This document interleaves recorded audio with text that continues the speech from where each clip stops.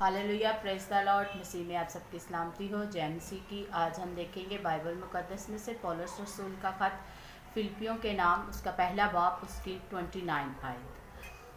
क्योंकि मसीह की खातिर तुम पर यह फजल हुआ कि ना फितरत उस पर ईमान लाओ, बल्कि उसकी खातिर दुख भी सहो। खुदा के पाक कलाम पढ़े और सुने जाने पर बरकत हो। आमीन। हम आज इसके बारे में देखेंगे कि दुख के बारे में, दुख सहने से क्या होता है, जब बर्दाश्त करें तो क्या होता है।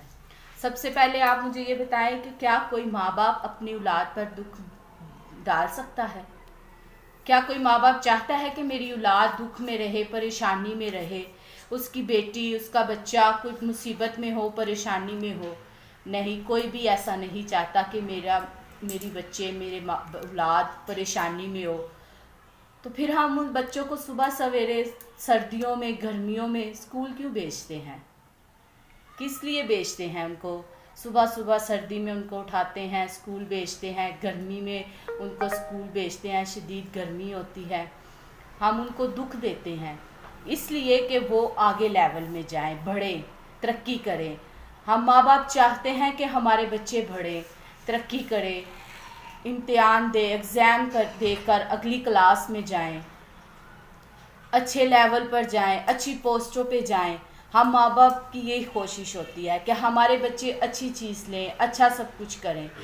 इसी तरह मसीह की भी, यीशु मसीह की भी यही ख्वाहिश है।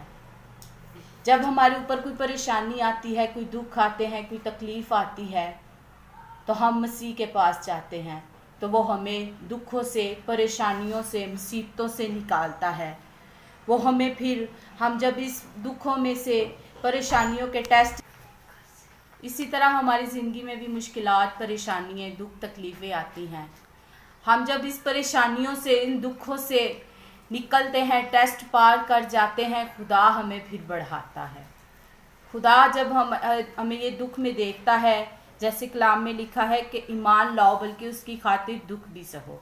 हम जब ये परेशानियाँ, दुख, तकलीफ़ें बर्दाश्त करते हैं, तो जब हम यीशु मसीह पर ईमान ले आते हैं, तो ये परेशानियाँ, ये दुख हमारी ज़िंदगी में कुछ भी नहीं होते।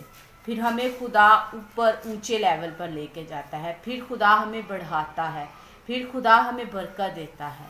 लेकिन तब होता है जब हम खुदा पर ईमान लाते हैं, जब हम परेशानी में, दुख में रहें बेशक, लेकिन उसी पर ईमान लाए। क्योंकि कलाम में भी लिखा है, ईमान जान देने तक वफादार रहे तो फिर तुझे ज़िंदगी का ताज मिलेगा। जब हम उस पर ईमान लाने में, जान देने तक वफादार रहेंगे, तो फिर हमें खुदा बढ़ाता है, फिर हमें खुदा फरोतनी बख्शता है, फिर हमें खुदा ऊपर, ऊंचे लेवल पर लेके जाता है। जैसे कि मैंने पहले आपको बताया कि हमारे माँ बाप की ख्वाहिश होती है कि हम अपने बच्चों को ऊंचे लेवल पर देखें। हम उनको स्कूल भेजते हैं, हर चीज़ की वो कोशिश करते हैं कि हमारे बच्चे तरक्की करें। इसी तरह यीशु मसीह भी यही चाहता है कि हम भी तरक्की करें। कैसे?